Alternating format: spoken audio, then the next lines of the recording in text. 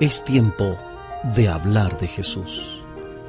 La lectura sin comentarios del libro El deseado de todas las gentes, capítulo 31, el Sermón del Monte. Hablemos de Jesús. Omar Medina les acompaña. Rara vez reunía Cristo a sus discípulos a solas para darles sus palabras. No elegía por auditorio suyo únicamente a aquellos que conocían el camino de la vida. Era su obra alcanzar a las multitudes que estaban en ignorancia y en error. Daba sus lecciones de verdad donde podían alcanzar el entendimiento entenebrecido. Él mismo era la verdad que de pie, con los lomos ceñidos y las manos siempre extendidas para bendecir, y mediante palabras de amonestación, ruego y estímulo, trataba de elevar a todos aquellos que venían a él. El Sermón del Monte, aunque dado especialmente a los discípulos, fue pronunciado a oídos de la multitud. Después de la ordenación de los 12, Jesús se fue con ellos a orillas del mar. Allí, por la mañana temprano, la gente había empezado a congregarse. Además de las acostumbradas muchedumbres de los pueblos galileos, había gente de Judea y aún de Jerusalén misma, de Perea, de Decápolis, de Idumea, una región lejana situada al sur de Judea, y de Tiro y Sidón, ciudades fenicias de la costa del Mediterráneo. Oyendo cuán grandes cosas hacía, ellos habían venido a oírle y para ser sanados de sus enfermedades, porque salía de él virtud y sanaba a todos. Marcos 3:8, Lucas 6, 17 al 19, Lucas 6, 17 al 19. La estrecha playa no daba cabida al alcance de su voz, ni aún de pie, a todos los que deseaban oírle, así que Jesús los condujo a la montaña. Llegado que hubo a un espacio despejado de obstáculos, que ofrecía un agradable lugar de reunión para la vasta asamblea, se sentó en la hierba, y los discípulos de las multitudes siguieron su ejemplo. Los discípulos se situaban siempre en un lugar más cercano a Jesús. La gente se agolpaba constantemente en derredor suyo, pero los discípulos comprendían que no debían dejarse apartar de su presencia. Se sentaban a su lado, a fin de no perder una palabra de sus instrucciones. Escuchaban atentamente, ávidos de comprender las verdades que iban a tener que anunciar a todos los países y a todas las edades. Presintiendo que podían esperar algo más que lo acostumbrado, rodearon ahora estrechamente a su maestro. Creían que el reino iba a ser establecido pronto, y de los sucesos de aquella mañana sacaban la segura conclusión de que Jesús iba a hacer algún anuncio concerniente a dicho reino. Un sentimiento de expectativa dominaba también a la multitud, y los rostros tensos daban evidencia del profundo interés sentido. Al sentarse la gente en la verde ladera de la montaña, aguardando las palabras del Maestro Divino, tenían todos el corazón embargado por pensamientos de gloria futura. Había escribas y fariseos que esperaban el día que dominarían a los odiados romanos y poseerían las riquezas y el esplendor del gran imperio mundial. Los pobres campesinos pescadores esperaban oír la seguridad de que pronto cambiarían sus míseros tugurios, su escasa pitanza, su vida de trabajos y el temor de la escasez por mansiones de abundancia y comodidad. En lugar del burdo vestido que los cubría de día y era también su cobertor por la noche, esperaban que Cristo les daría los ricos y costosos mantos de sus conquistadores. Todos los corazones palpitaban con la orgullosa esperanza de que Israel sería pronto honrado ante las naciones como el pueblo elegido del Señor, y Jerusalén exaltada como cabeza de un reino universal. Cristo frustró sus esperanzas de grandeza mundanal. En el Sermón del Monte trató de deshacer la obra que había sido hecha por una falsa educación y de dar a sus oyentes un concepto correcto de su reino y de su propio carácter. Sin embargo, no atacó directamente los errores de la gente. Vio la miseria del mundo por causa del pecado, aunque no delineó demasiado vívidamente la miseria de ellos. Les enseñó algo infinitamente mejor de lo que habían conocido antes.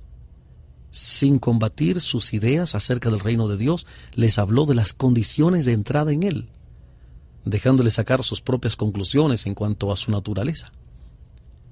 Las verdades que enseñó no son menos importantes para nosotros que para la multitud que le seguía. No necesitamos menos que dicha multitud conocer los principios fundamentales del reino de Dios. Las primeras palabras que dirigió Cristo al pueblo en el monte fueron palabras de bienaventuranza. Bienaventurados son, dijo, los que reconocen su pobreza espiritual y sienten su necesidad de redención. El Evangelio ha de ser predicado a los pobres, no es revelado a los que son orgullosos espiritualmente, a los que pretenden ser ricos y no necesitar nada, sino a los humildes y contritos. Una sola fuente ha sido abierta para el pecado, una fuente para los pobres de espíritu. El corazón orgulloso lucha para ganar la salvación, pero tanto nuestro derecho al cielo como nuestra idoneidad para él se hallan en la justicia de Cristo. El Señor no puede hacer nada para sanar al hombre hasta que, convencido éste de su propia debilidad y despojado de toda suficiencia propia, se entrega al dominio de Dios. Entonces puede recibir el don que Dios espera concederle. De nada es privada el alma que siente su necesidad. Ella tiene acceso sin reserva a aquel en quien mora toda la plenitud. Porque así dijo el alto y sublime, el que habita la eternidad y cuyo nombre es el Santo. Yo habito en la altura y la santidad, y con el quebrantado y humilde de espíritu, para hacer vivir el espíritu de los humildes y para vivificar el corazón de los quebrantados. Isaías capítulo 57, versículo 15. Isaías 57, 15. Bienaventurados los que lloran, porque ellos recibirán consolación. Por estas palabras, Cristo no enseña que el llorar tiene en sí poder de quitar la culpabilidad del pecado. No sanciona la humildad voluntaria o afectada. El lloro del cual él habla no consiste en la melancolía y los lamentos. Mientras nos apesadumbramos por causa del pecado, debemos regocijarnos en el precioso privilegio de ser hijos de Dios. A menudo nos apenamos porque nuestras malas acciones nos producen consecuencias desagradables. Pero esto no es arrepentimiento. El verdadero pesar por el pecado es resultado de la obra del Espíritu Santo. El Espíritu revela la ingratitud del corazón que ha despreciado y ha agraviado al Salvador y nos trae contritos al pie de la cruz. Cada pecado vuelve a herir a Jesús, y al mirar a aquel a quien hemos traspasado, lloramos por los pecados que le produjeron angustia. Una tristeza tal nos inducirá a renunciar al pecado. El mundano puede llamar debilidad a esta tristeza, pero es la fuerza que une al penitente con el Ser Infinito mediante vínculos que no pueden romperse. Demuestra que los ángeles de Dios están devolviendo al alma las gracias que se perdieron por la dureza del corazón y la transgresión. Las lágrimas del penitente son tan solo las gotas de lluvia que preceden al brillo del sol de la santidad. Esta tristeza es precursora de un gozo que será una fuente viva en el alma. Conoce empero tu maldad, porque contra Jehová tu Dios has prevaricado. No haré caer mi ira sobre ustedes, porque misericordioso soy yo, dice Jehová. A los que lloran en Sión, Él ha decidido darles hermosura en lugar de ceniza, el aceite de gozo en vez de lamentos, y el manto de alabanza en lugar de espíritu de pesadumbre. Jeremías capítulo 3, versículo 13, Jeremías 3:13, e Isaías capítulo 61, versículo 3, Isaías 61:3. Y hay consuelo para los que lloran en las pruebas y tristezas. La amargura del pesar y la humillación es mejor que la complacencia del pecado. Por la aflicción Dios nos revela los puntos infectados de nuestro carácter, para que por su gracia podamos vencer nuestros defectos. Nos son revelados capítulos desconocidos con respecto a nosotros mismos y nos llega la prueba que nos hará aceptar o rechazar la reprensión y el consejo de Dios. Cuando somos probados, no debemos agitarnos y quejarnos. No debemos rebelarnos ni acongojarnos hasta escapar de la mano de Cristo. Debemos humillar nuestra alma delante de Dios. Los caminos de Dios son oscuros para aquel que desee ver las cosas desde un punto de vista agradable para sí mismo. Parecen sombríos y tristes para nuestra naturaleza humana. Pero los caminos de Dios son caminos de misericordia, cuyo fin es la salvación. Elías no sabía lo que estaba haciendo cuando en el desierto dijo que estaba harto de la vida y rogaba que se le dejase morir. En su misericordia el Señor no hizo caso de sus palabras. A Elías le quedaba todavía una gran obra que hacer. Y cuando su obra fuese hecha, no había de perecer en el desaliento y la soledad del desierto. No le tocaba descender al polvo de la muerte, sino ascender en gloria, con el convoy de carros celestiales hasta el trono que está en las alturas. Las palabras que Dios dirige a los tristes son: visto he sus caminos y le sanaré, y le pastorearé, y le daré consolaciones a él y a sus enlutados. Su lloro tornaré en gozo, y los consolaré y los alegraré en su dolor. Isaías capítulo 57, versículo 18, Isaías 57, 18, Jeremías 31, 13. Jeremías 31, 13. Bienaventurados los mansos. Las dificultades que hemos de arrostrar pueden ser muy disminuidas por la mansedumbre que se oculta en Cristo. Si poseemos la humildad de nuestro Maestro, nos elevaremos por encima de los desprecios, los rechazamientos, las molestias a las que estamos diariamente expuestos. Y estas cosas dejarán de oprimir nuestro ánimo. La mayor evidencia de nobleza que haya en el cristiano es el dominio propio. El que bajo un ultraje o la crueldad no conserva un espíritu confiado y sereno, despoja a Dios de su derecho a revelar en él su propia perfección de carácter. La humildad de corazón es la fuerza que da la victoria a los discípulos de Cristo. Es la prenda de su relación con los atrios celestiales. Porque el alto Jehová atiende al humilde. Salmo 138, 6. Salmo 138, 6. Los que revelan el espíritu manso y humilde de Cristo son considerados tiernamente por Dios. El mundo puede mirarlos con desprecio, pero son de gran valor ante los ojos de Dios. No solo los sabios, los grandes, los benefactores obtendrán entrada en los atrios celestiales. No solo el activo trabajador lleno de celo y actividad incesante. No. El pobre de espíritu que anhela la presencia permanente de Cristo. El humilde de corazón cuya más alta ambición es hacer la voluntad de Dios. Estos obtendrán abundante entrada. Se hallarán entre aquellos que habrán lavado sus ropas y las habrán emblanqueado en la sangre del Cordero. Por eso están delante del trono de Dios y le sirven de día y de noche en su templo. Y el que está sentado en el trono tenderá su pabellón sobre ellos. Apocalipsis capítulo 7, versículo 15. Apocalipsis 7, 15.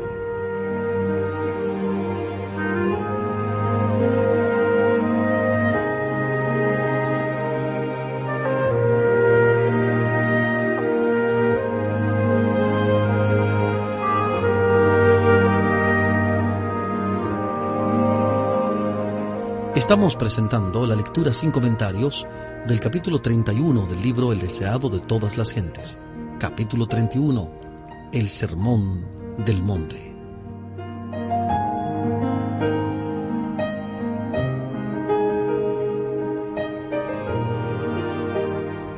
Bienaventurados los que tienen hambre y sed de justicia. El sentimiento de su indignidad inducirá al corazón a tener hambre y sed de justicia, y este deseo no quedará frustrado. Los que den lugar a Jesús en su corazón llegarán a sentir su amor. Todos los que anhelan poseer la semejanza del carácter de Dios quedarán satisfechos. El Espíritu Santo no deja nunca sin ayuda al alma que mira a Jesús. Toma de las cosas de Cristo y se las revela. Si la mirada se mantiene fija en Cristo, la obra del Espíritu no cesa hasta que el alma queda conformada a su imagen.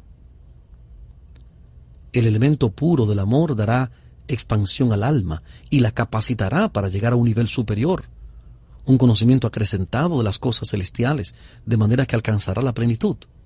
Bienaventurados los que tienen hambre y sed de justicia, porque ellos serán hartos. Los misericordiosos hallarán misericordia, y los limpios de corazón verán a Dios. Todo pensamiento impuro contamina el alma, menoscaba el sentido moral y tiende a ubletear las impresiones del Espíritu Santo. Empaña la visión espiritual, de manera que los hombres no pueden contemplar a Dios. El Señor puede perdonar al pecador arrepentido y le perdona. Pero aunque esté perdonada, el alma queda mancillada. Toda impureza de palabras o de pensamientos debe ser rehuida por aquel que quiera tener un claro discernimiento de la verdad espiritual. Pero las palabras de Cristo abarcan más que el evitar la impureza sensual, más que el evitar la contaminación ceremonial que los judíos rehuían tan rigurosamente. El egoísmo nos impide contemplar a Dios. El espíritu que trata de complacerse a sí mismo juzga a Dios como enteramente igual a sí. A menos que hayamos renunciado a esto, no podemos comprender a aquel que es amor. Únicamente el corazón abnegado, el espíritu humilde y confiado, verá a Dios como misericordioso y piadoso, tardo para la ira y grande en benignidad y verdad, como dice Éxodo, capítulo 34, versículo 6. Éxodo 34, 6. Bienaventurados los pacificadores. La paz de Cristo nace de la verdad. Está en armonía con Dios. El mundo está en enemistad con la ley de Dios. Los pecadores están en enemistad con su Hacedor y como resultado están en enemistad unos con otros. Pero el salmista declara: mucha paz tienen los que aman tu ley y no hay para ellos tropiezo. Salmo 119, versículo 165. Salmo 119, versículo 165. Los hombres no pueden fabricar la paz. Los planes humanos para la purificación y elevación de los individuos o de la sociedad no lograrán la paz porque no alcanzan al corazón. El único poder que puede crear o perpetuar la paz verdadera es la gracia de Cristo.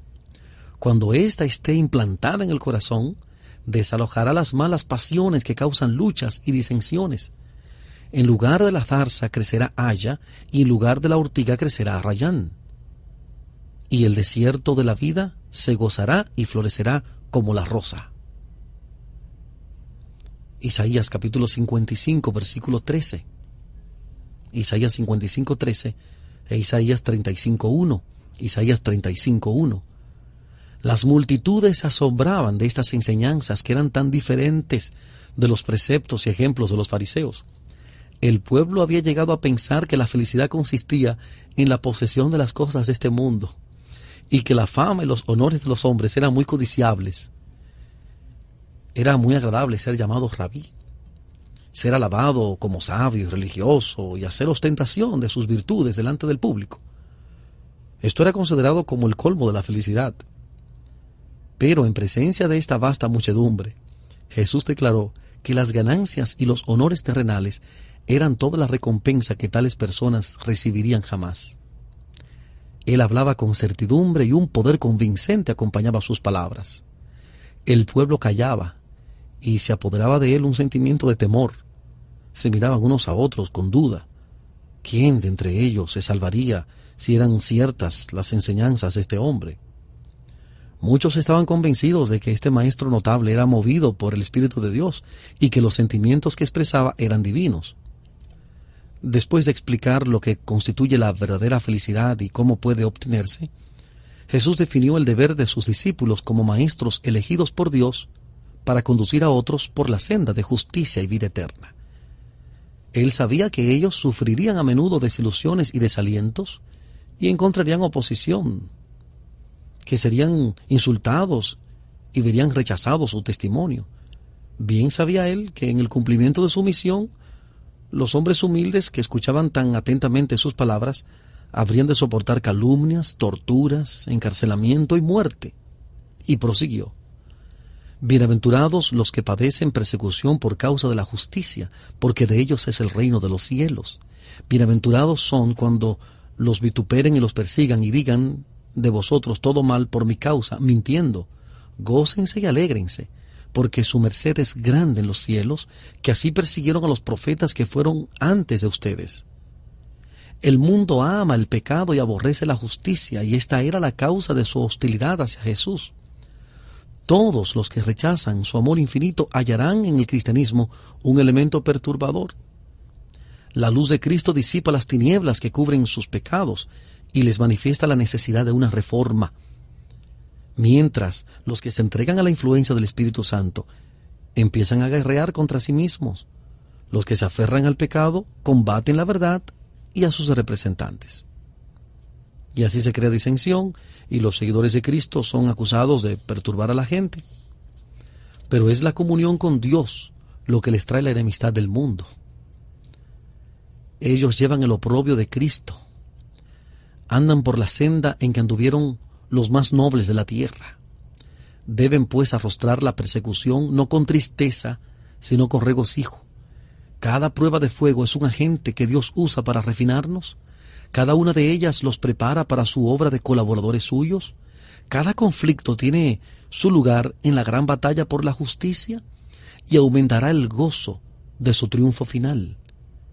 Teniendo esto en vista, la prueba de su fe y paciencia será alegremente aceptada, más bien que temida y evitada. Ansiosos de cumplir su obligación para con el mundo y fijando su deseo en la aprobación de Dios, sus siervos han de cumplir cada deber, sin tener en cuenta el temor o el favor de los hombres. Ustedes son la sal de la tierra, dijo Jesús. No se aparten del mundo a fin de escapar de la persecución. Han de morar entre los hombres para que el sabor del amor divino pueda ser como la sal que preserve al mundo de la corrupción. Los corazones que responden a la influencia del Espíritu Santo son los conductos por medio de los cuales fluye la bendición de Dios. Si los que sirven a Dios fuesen quitados de la tierra y su espíritu se retirase entre los hombres, este mundo quedaría en desolación y destrucción, como fruto del dominio de Satanás. Aunque los impíos no lo saben, deben aún las bendiciones de esta vida a la presencia en el mundo del pueblo de Dios, al cual desprecian y oprimen. Si los cristianos lo son de nombre solamente, son como la sal que ha perdido su sabor. No tienen influencia para el bien en el mundo y por su falsa representación de Dios son peores que los incrédulos del mundo. Ustedes son la luz del mundo. Los judíos pensaban limitar los beneficios de la salvación a su propia nación, pero Cristo les demostró que la salvación es como la luz del sol, pertenece a todo el mundo. La religión de la Biblia no se ha de limitar a lo contenido entre las tapas de un libro ni entre las paredes de una iglesia. No ha de ser sacada a luz ocasionalmente para nuestro beneficio y luego guardarse de nuevo cuidadosamente. Ha de santificar la vida diaria, manifestarse en toda transacción comercial y en todas nuestras relaciones sociales. El verdadero carácter no se forma desde el exterior para revestirse uno con él, irradia desde adentro. Si queremos conducir a otros por la senda de la justicia, los principios de la justicia deben ser engastados en nuestro propio corazón. Nuestra profesión de fe puede proclamar la teoría de la religión, pero es nuestra piedad práctica la que pone de relieve la palabra de verdad. La vida consecuente, la santa conversación, la integridad inquebrantable, el espíritu activo y benévolo, el ejemplo piadoso, tales son los medios por los cuales la luz es comunicada al mundo. Jesús no se había espaciado en las especificaciones de la ley, pero no quería dejar que sus oyentes sacasen la conclusión de que había venido para poner de lado sus requerimientos. Sabía que había espías listos para valerse de toda palabra que pudiese ser torcida para servir su propósito. Conocía el prejuicio que existía en la mente de muchos de sus oyentes y no dijo nada que pudiese perturbar su fe en la religión y las instituciones que les habían sido confiadas por medio de Moisés. Cristo mismo había dado la ley moral y la ceremonial. No había venido para destruir la confianza en sus propias instrucciones. A causa de su gran reverencia por la ley y los profetas, procuraba abrir una brecha a la muralla, a esa muralla de los requerimientos tradicionales que rodeaban a los judíos. mientras trataba de poner a un lado sus falsas interpretaciones de la ley, puso a sus discípulos en guardia contra la renuncia a las verdades vitales confiadas a los hebreos. Los fariseos se jactaban de su obediencia a la ley, pero conocían tan poco de sus principios por la práctica diaria que para ellos las palabras del Salvador eran como una herejía.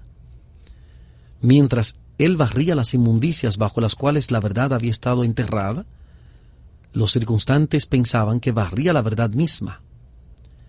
Se murmuraban unos a otros que estaba despreciando la ley, pero él leyó sus pensamientos y les dijo: no piensen que he venido para abrogar la ley o los profetas. No he venido para abrogar, sino a cumplir. Así refutó Jesús el cargo de los fariseos. Su misión en este mundo consistía en vindicar los sagrados derechos de aquella ley que ellos le acusaban de violar. Si la ley de Dios hubiese podido cambiarse o abrogarse, ¿Cristo no hubiera necesitado sufrir las consecuencias de nuestra transgresión? Él vino para explicar la relación de la ley con el hombre e ilustrar sus preceptos por su propia vida de obediencia. Dios nos ha dado sus santos preceptos porque ama a la humanidad. Para escudarnos de los resultados de la transgresión, nos revela los principios de la justicia. La ley es una expresión del pensamiento de Dios. Cuando se recibe en Cristo, llega a ser nuestro pensamiento. Nos eleva por encima del poder de los deseos y tendencias naturales, por encima de las tentaciones que inducen a pecar. Dios desea que seamos felices y nos ha dado los preceptos de la ley para que obedeciéndolos tengamos gozo. Cuando en ocasión del nacimiento de Jesús los ángeles cantaron «Gloria en las alturas a Dios y en la tierra paz, buena voluntad para con los hombres», Lucas 2:14. Lucas 2:14. Declararon los principios de la ley que él había venido a magnificar y honrar. Cuando la ley fue proclamada desde el Sinaí, Dios hizo conocer a los hombres la santidad de su carácter, para que por el contraste pudiesen ver cuán pecaminoso era el oprobio. La ley fue dada para convencerlos de pecado y revelar su necesidad de un Salvador. Haría esto al ser aplicados sus principios al corazón por el Espíritu Santo. Todavía tiene que hacer esta obra. En la vida de Cristo son aclarados los principios de la ley y al tocar el corazón el Espíritu Santo de Dios, al revelar la luz de Cristo a los hombres, la necesidad que ellos tienen de su sangre purificadora y de su justicia justificadora, la ley sigue siendo un agente para traernos a Cristo, a fin de que seamos justificados por la fe. La ley de Jehová es perfecta, que vuelve el alma. Libro de Salmos, capítulo 19, versículo 7. Salmo 19, 7.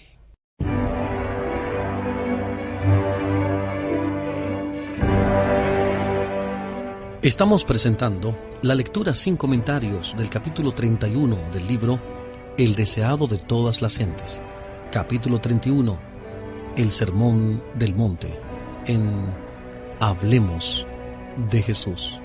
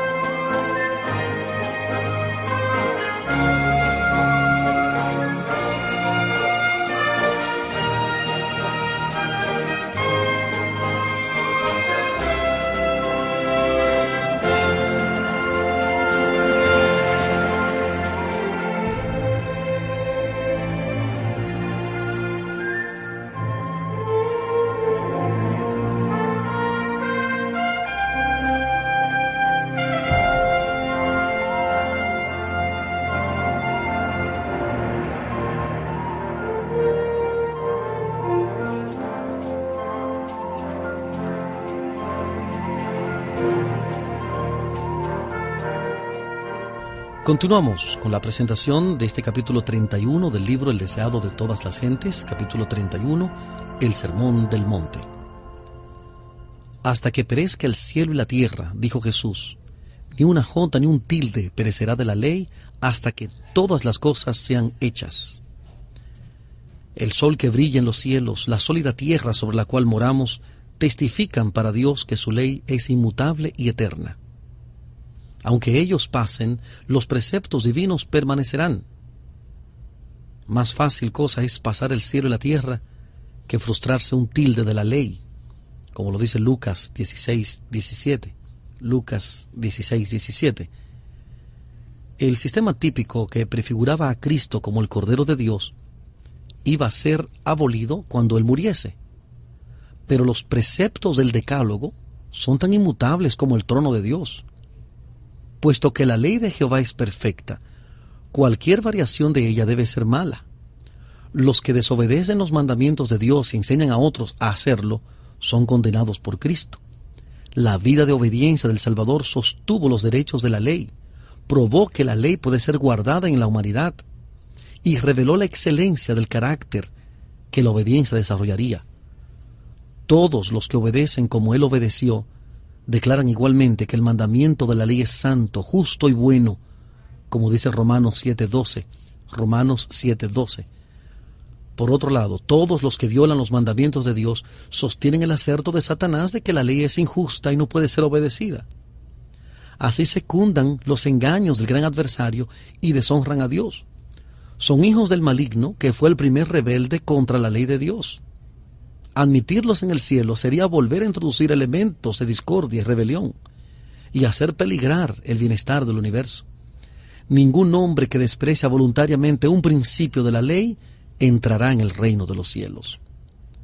Los rabinos consideraban su justicia como pasaporte para el cielo, pero Jesús declaró que era insuficiente e indigna. Las ceremonias externas y un conocimiento teórico de la verdad constituían la justicia farisaica. Los rabinos aseveraban ser santos por sus propios esfuerzos en guardar la ley, pero sus obras habían divorciado la justicia de la religión. Mientras eran escrupulosos en las observancias rituales, sus vidas eran inmorales y degradadas. Su así llamada justicia no podría nunca entrar en el reino de los cielos. En el tiempo de Cristo, el mayor engaño de la mente humana consistía en creer que un mero asentimiento a la verdad constituía la justicia.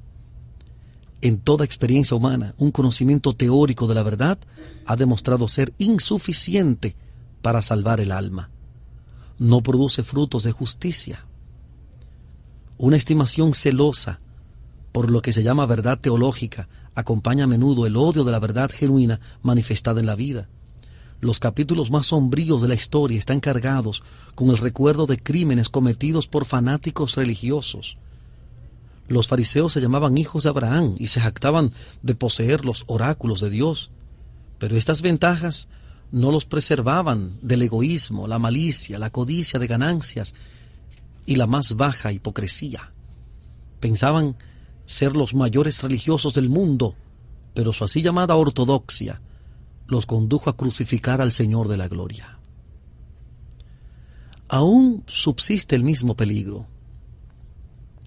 Muchos dan por sentado que son cristianos simplemente porque aceptan ciertos dogmas teológicos, pero no han hecho penetrar la verdad en la vida práctica.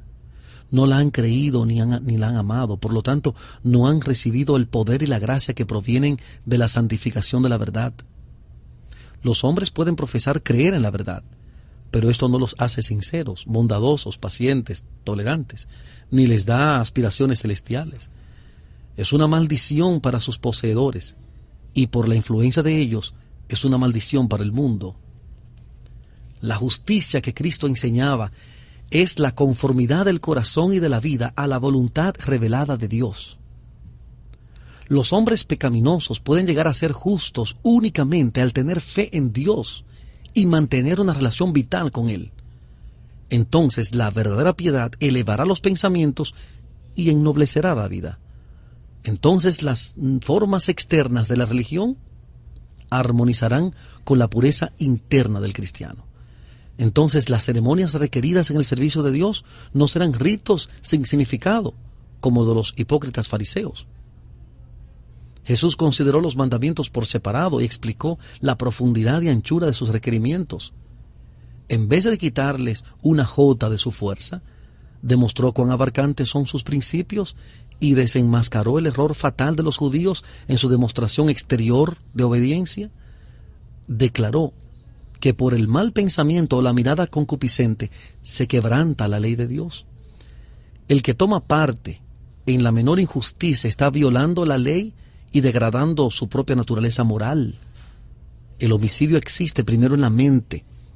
El que concede al odio un lugar en su corazón está poniendo los pies en la senda del homicida y sus ofrendas son aborrecibles para Dios. Los judíos cultivaban un espíritu de venganza. En su odio hacia los romanos expresaban duras acusaciones y complacían al maligno manifestando sus atributos. Así se estaban preparando para hacer las terribles acciones a las cuales él los conducía. En la vida religiosa de los fariseos no había nada que recomendase la piedad a los gentiles. Jesús no los estimuló a continuar engañándose con el pensamiento de que podían en su corazón levantarse contra sus opresores y alimentar la esperanza de vengarse de sus males. Es cierto que hay una indignación justificable, aún en los seguidores de Cristo, cuando vemos que Dios es deshonrado y su servicio puesto en oprobio, cuando vemos al inocente oprimido. Una justa indignación conmueve el alma. Un enojo tal nacido de una moral sensible no es pecado. Pero los que por cualquier supuesta provocación se sienten libres para ceder a la ira o al resentimiento, están abriendo el corazón a Satanás. La amargura y animosidad deben ser desterradas del alma si queremos estar en armonía con el cielo.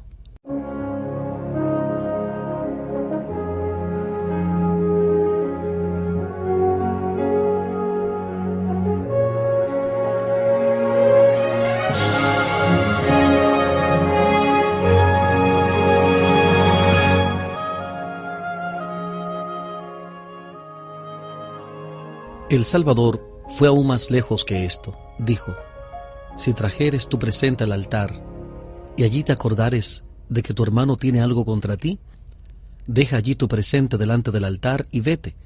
Vuelve primero en amistad con tu hermano y entonces ven y ofrece tu presente. Muchos son celosos en los servicios religiosos, mientras que entre ellos y sus hermanos hay desgraciadas divergencias que podrían reparar. Dios exige de ellos que hagan cuanto puedan para restaurar la armonía. Antes que hayan hecho esto, no puede aceptar sus servicios. El deber del cristiano en este mundo está claramente señalado. Dios derrama sus bendiciones sobre todos. Él hace que su sol salga sobre malos y buenos y llueve sobre justos e injustos. Él es benigno para con los ingratos y malos, como dice Lucas 6:35. Lucas 6:35. Nos invita a ser como Él. Bendigan a los que los maldicen, dijo Jesús.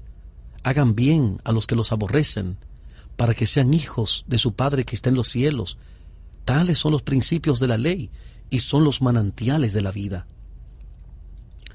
El ideal de Dios para sus hijos es más elevado de lo que puede alcanzar el más sublime pensamiento humano. Sean pues ustedes perfectos como su Padre que está en los cielos es perfecto. Esta orden es una promesa.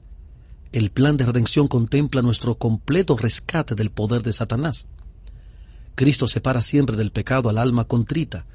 Vino para destruir las obras del diablo y ha hecho provisión para que el Espíritu Santo sea impartido a toda alma arrepentida para guardarla de pecar.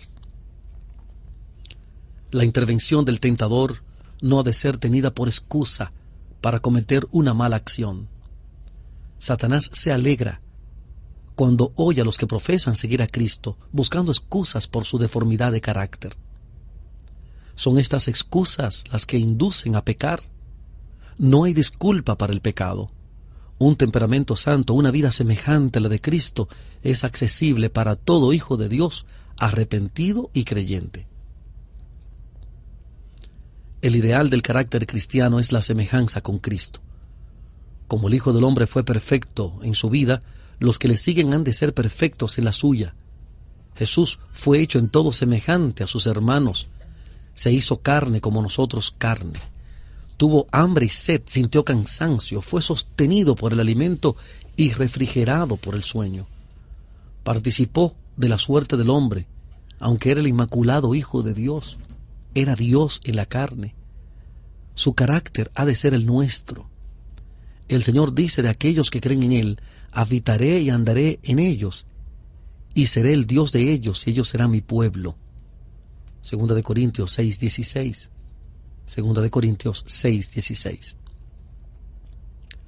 Cristo es la escalera que Jacob vio, cuya base descansaba en la tierra y cuya cima llegaba a la puerta del cielo, hasta el mismo umbral de la gloria. Si esta escalera no hubiese llegado a la tierra y le hubiese faltado un solo peldaño, habríamos estado perdidos. Pero Cristo nos alcanza donde estamos. Tomó nuestra naturaleza y venció, a fin de que nosotros, tomando su naturaleza, pudiésemos vencer. Hecho en semejanza de carne de pecado, vivió una vida sin pecado. Ahora, por su divinidad, echa mano del trono del cielo, mientras que por su humanidad llega hasta nosotros. Él nos invita a obtener por la fe en Él la gloria del carácter de Dios. Por lo tanto, hemos de ser perfectos como nuestro Padre que está en los cielos es perfecto. Jesús había demostrado en qué consiste la justicia y había señalado a Dios como su fuente. Ahora encaró los deberes prácticos. Al dar limosna, al orar, al ayunar, dijo él, no debe hacerse nada para atraer la atención o provocar alabanzas. Den con sinceridad para beneficiar a los pobres que sufren. Al orar, póngase el alma en comunión con Dios. Al ayunar, no anden con la cabeza inclinada y el corazón lleno de pensamientos relativos al yo. El corazón del fariseo es un suelo árido e infructuoso, en el cual ninguna simiente de vida divina puede crecer.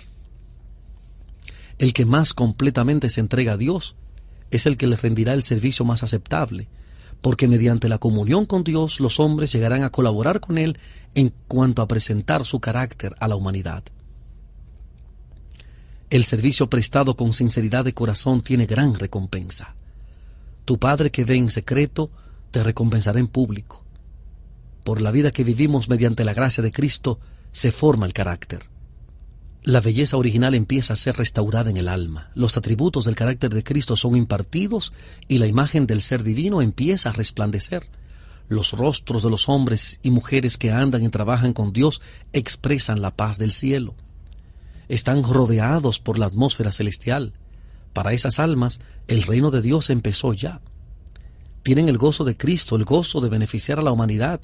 Tienen la honra de ser aceptados para servir al Maestro. Se les ha confiado el cargo de hacer su obra en su nombre. Ninguno puede servir a dos señores. No podemos servir a Dios con un corazón dividido. La religión de la Biblia no es una influencia entre muchas otras. Su influencia ha de ser suprema, impregnando y dominando todo lo demás. No ha de ser como un reflejo de color aplicado aquí y allá en la tela, sino que ha de impregnar toda la vida, como si la tela fuese sumergida en el color, hasta que cada hilo de ella quede teñido por un matiz profundo e indeleble. Así que si tu ojo fuere sincero, todo tu cuerpo será luminoso, mas si tu ojo fuere malo, todo tu cuerpo será tenebroso. La pureza y firmeza de propósito son las condiciones mediante las cuales se recibe la luz de Dios. El que desee conocer la verdad debe estar dispuesto a aceptar todo lo que ella revele. No puede transigir con el error. El vacilar y ser tibio en obedecer la verdad es elegir las tinieblas del error y el engaño satánico. Los métodos mundanales y los invariables principios de la justicia no se fusionan imperceptiblemente como los colores del arco iris. Entre los dos, el Dios eterno ha trazado una separación amplia y clara. La semejanza de Cristo se destaca tanto de la de Satanás como el mediodía contrasta con la medianoche. Y únicamente aquellos que vivan la vida de Cristo son sus colaboradores. Si se conserva un pecado en el alma o se retiene una mala práctica en la vida, todo el ser queda contaminado. El hombre viene a ser un instrumento de iniquidad. Todos los que han escogido el servicio de Dios han de confiar en su cuidado. Cristo señaló a las aves que volaban por el cielo y a las flores del campo, e invitó a sus oyentes a considerar estos objetos de la creación de Dios. ¿No valen ustedes mucho más que ellas? La medida de la atención divina concedida a cualquier objeto está en proporción con su lugar en la escala de los seres. La providencia vela sobre el pequeño y oscuro gorrión. Las flores del campo y la hierba que cubre la tierra participan de la atención y el cuidado de nuestro Padre Celestial. El gran artífice maestro pensó en los lirios y los hizo tan hermosos que superan la gloria de Salomón.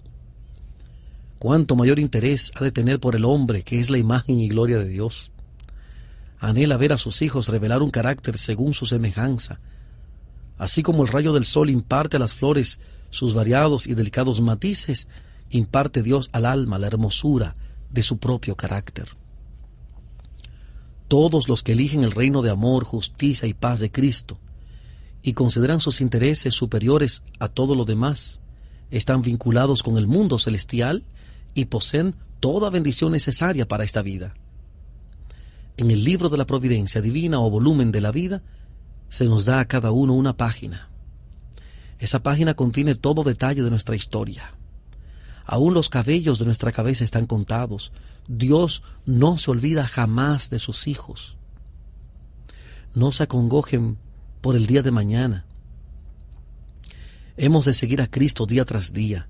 Dios no nos concede ayuda para mañana. A fin de que no se confundan, Él no da a sus hijos todas las indicaciones para el viaje de su vida de una vez. Les explica tan solo lo que pueden recordar y cumplir. La fuerza y sabiduría impartidas son para la emergencia actual. Si alguno de ustedes tiene falta de sabiduría, para hoy, demándela a Dios, el cual da a todos abundantemente y sin reproche, y le será dada. Santiago 1:5. Santiago 1:5. No juzguen para que no sean juzgados. No se estimen mejores que los demás, ni se erijan en sus jueces. Ya que no pueden discernir los motivos, no pueden juzgar a otro.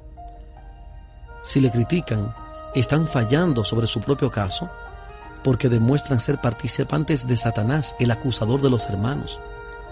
El Señor dice: examínense a ustedes mismos si están en la fe, pruébense a ustedes mismos. Tal es nuestra obra. Que si nos examinásemos a nosotros mismos, cierto, no seríamos juzgados. 2 Corintios 13:5 y 1 Corintios 11:31. 2 Corintios 13:5, 1 Corintios 11:31. El buen árbol producirá buenos frutos. Si el fruto es desagradable al paladar e inútil, el árbol es malo. Así también el fruto que se produce en la vida atestigua las condiciones del corazón y la excelencia del carácter. Las buenas obras no pueden comprar la salvación, pero son una evidencia de la fe que obra por el amor y purifica el alma.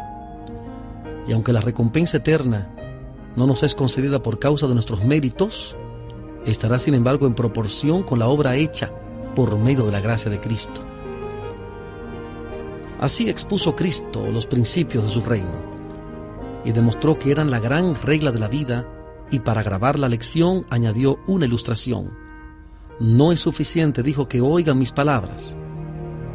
Por la obediencia deben hacer de ellas el fundamento de su carácter. El yo no es sino una arena movediza. Si edifican sobre teorías e inventos humanos, su casa caerá.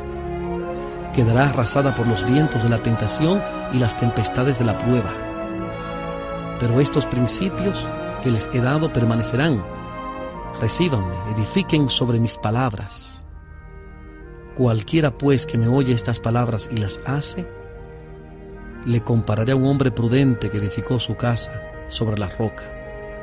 Y descendió lluvia, y vinieron ríos, y soplaron vientos, y combatieron aquella casa, y no cayó, porque estaba fundada sobre la roca.